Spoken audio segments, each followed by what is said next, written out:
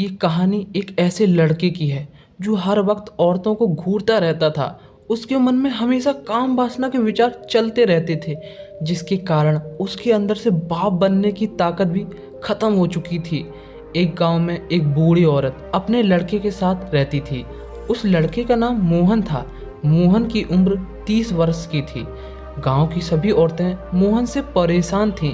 मोहन हर समय गांव की लड़कियों और औरतों को देखता रहता था। वो हर समय काम वासना के विचारों में खोया रहता था। गांव की औरतें तथा लड़कियां जब भी तालाब पर नहाने जाती थीं तो मोहन उन्हें चुपके से देखता था। वो औरतें प्रतिदिन मोहन की माँ से उसकी शिकायत करती थीं, लेकिन मोहन की माँ अपने लड़के को समझाने के बजाय उन औरतों को ही बुरा भला कहकर वापस भेज देती थी। मोहन की माँ यही सोचती थी, जिस दिन मैं मोहन की शादी कर दूंगी उस दिन से ही उसकी ये आदतें छूट जाएंगी। एक दिन की बात है, मोहन की माँ किसी काम के सिलसिले में पास के गांव में गई थीं। उन्हें लौटते समय दोपहर हो चुकी थी। गर्मी के दिन थे, धूप बहुत तेज पड़ रही थी। गर्मी के कारण मोहन की माँ का गला सूखने लगा। प्यास और गर्मी के कारण उनसे चला भी नहीं जा रहा था।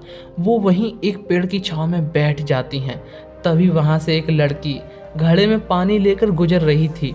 लड़की की नज़र मोहन की माँ पर पड़ती है, जो प्यास और गर्मी के कारण हाफ रही होती हैं। लड़की उनके पास आती है और उनसे कहती है, क्या हुआ माँ जी, लगता है कि आप प्यासी हैं, ये लीजिए घड़े का शीतल पानी पी लीजिए। लड़की घड़ा आगे बढ़ाती है और उस औरत को पानी पिलाती है। मोहन की माँ पानी पीकर चैन की सांस लेती हैं। पानी पीकर जब मोहन की माँ उस लड़की को देखती हैं तो वो देखती रह जाती हैं। लड़की बहुत सुंदर थी। मोहन की माँ उसे अपनी बहू बनाने का सपना देखने लगती हैं। यही सोचकर उसके माँ बाप का नाम पूछ लेती हैं। लड़की के जाने के बाद मोहन की माँ लड़की के गांव पहुंच जाती हैं और गांव के पंडित से मिलती हैं। उन्हें प्रणाम करती हैं और अपना परिचय देती हैं। पंडित को अपने मन की बात बता देती हैं। पंडित कहता है, ठीक है, मैं लड़की के बाप से इसके बारे में बात करूंगा। मोहन की माँ अपने घर आ जाती हैं। पंडित रिश्ता लेकर लड़की के माँ बाप के यहाँ जाता है। लड़की के माँ बाप इस रिश्ते को स्वीकार कर लेते हैं। पंडित यह खबर मोहन की माँ को देता है। मोहन की माँ बड़ी खुश हो जाती हैं। वो पंडित से शुभ मुहूर्त निकलवाकर मोहन की शादी करवा देती हैं। शादी के बाद भी मोहन काम वासना के बारे में सोचता रहता है। शादी के 1 साल बीत जाने के बाद मोहन की माँ उदास रहने लगती हैं, क्योंकि शादी के 1 साल बीत जाने के बाद उन्हें दादी बनने का सुख नहीं मिला था। वो अपनी बहू को लेकर वैद्यों और हकीमों के चक्कर काटने लगती हैं, लेकिन कोई फायदा नहीं होता है। सभी वैद्य और हकीम यही कहते हैं कि आपकी बहू को कोई बीमारी या रोग है ही नहीं। कई हकीम कहते हैं आप अपने बेटे को भी लाकर दिखा लीजिए। जब कोई उसके बेटे के बारे में कहता है तो वो मुंह बना लेती हैं, सोचने लगती हैं, भला मेरे बेटे में क्या कमी है, उसे कोई बीमारी नहीं है, वो तो एकदम स्वस्थ है। जब वैद्यों और हकीमों से कोई बात नहीं बनी तो वो पंडित और ज्योतिष के पास जाने लगी। घर में पूजा पाठ करवाने लगी। जब पंडित और ज्योतिष के यहाँ जाने से भी बात नहीं बनी तो वो उदास रहने लगी और सोचने लगी, लगता है मेरे बहू की किस्मत में बच्चे हैं ही नहीं। इसलिए वो अपनी बहू से परेशान हो गई थी। वो अपनी बहू को ही इस बात का जिम्मेदार मानने लगी और अपनी बहू को छोटी छोटी बातों पर डांटने लगी। उसकी बहू चुपचाप ये बातें सुनती रहती। वो सोचती, शायद मेरी ही किस्मत में बच्चे नहीं हैं। तब मोहन की माँ को पता चलता है कि भगवान बुद्ध गांव में ठहरे हुए हैं। वो अपने बेटे और बहू को लेकर भगवान बुद्ध के पास पहुंच जाती हैं। भगवान बुद्ध उपदेश दे रहे थे। सभी लोग भगवान बुद्ध के उपदेश सुन रहे होते हैं। वो भी अपनी बहू और बेटे के साथ वहीं बैठ जाती है। जब भगवान बुद्ध अपने उपदेश खत्म करते हैं तो सभी लोग अपनी अपनी परेशानियां लेकर भगवान बुद्ध के पास जाते हैं। बुद्ध सबको उनकी परेशानियों का हल देते हैं, उनकी समस्याओं का समाधान करते हैं। फिर मोहन की माँ की बारी आती है। वो भगवान बुद्ध के चरणों में गिर जाती हैं और रोने लगती हैं। भगवान बुद्ध उसे चुप कराते हैं तथा उसके दुख का कारण पूछते हैं। तब मोहन की माँ कहती हैं, ये मेरा पुत्र है तथा ये मेरी बहू है।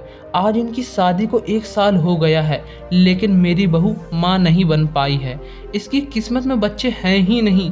बुद्ध कहते हैं, आपसे ये किसने कह दिया कि आपकी बहू की किस्मत में बच्चे नहीं हैं? तब मोहन की माँ ने कहा, मैंने अपनी बहू को बहुत से हकीमों और वैद्यों के यहाँ दिखाया। सभी ने ये कह दिया कि मेरी बहू में कोई बीमारी है ही नहीं, इसे कोई रोग है ही नहीं। तब बुद्ध ने कहा, इससे ये तो साबित नहीं हो जाता कि आपकी बहू की किस्मत में संतान का सुख है नहीं? बुद्ध कहते हैं, क्या सच में किस्मत नाम की कोई चीज होती है? मोहन की माँ कहती हैं, हाँ तथागत, ये तो सत्य है। इस पर भगवान बुद्ध ने कहा, अगर आपको लगता है कि किस्मत नाम की कोई चीज है तो इसका मतलब ये भी है कि आपकी किस्मत में दादी बनने का सुख ना हो, या फिर ये भी हो सकता है कि आपकी बेटे की किस्मत में बाप बनने का सुख ना हो। मोहन की माँ को एहसास होने लगता है और वो शर्मिंदा होने लगती हैं। जब भगवान बुद्ध ने मोहन की ओर देखा तो भगवान बुद्ध को समझने में ये देर नहीं लगी कि ये रोगी कौन है। जब भगवान बुद्ध ने मोहन को देखा तब वो औरतों को घूर रहा था। बुद्ध ने कहा, क्या आपने अपने बेटे को किसी हकीम के यहाँ दिखाया? मोहन की माँ ने इसका जवाब नहीं में दिया। बुद्ध ने कहा, रोगी आपकी बहू नहीं अपितु आपका बेटा है। इस रोग का कारण है इसका मन। ये हर समय अपने मन में गंदे विचार लाता है। इसके मन में हर समय काम वासना की लहरें उठती रहती हैं। जब बुद्ध ने मोहन के बारे में बताया तो वो सुन लेता है और घबरा जाता है तथा बुद्ध की ओर देखने लगता है। बुद्ध कहते हैं, इसने अपने गंदे विचारों के कारण संतान को पैदा करने की शक्ति ही अपने अंदर से खो दी है। इसका कुछ नहीं हो सकता। मोहन बुद्ध के चरणों में गिर जाता है और रोने लगता है, अपने कर्मों की माफ़ी मांगता है और रोते हुए कहता है, बुद्ध मुझे माफ़ कर दीजिए, मुझसे बहुत बड़ी गलती हो गई है। तब बुद्ध कहते हैं, मुझसे माफ़ी मत मांगो, मुझसे माफ़ी मांगने का कोई फ़ायदा नहीं।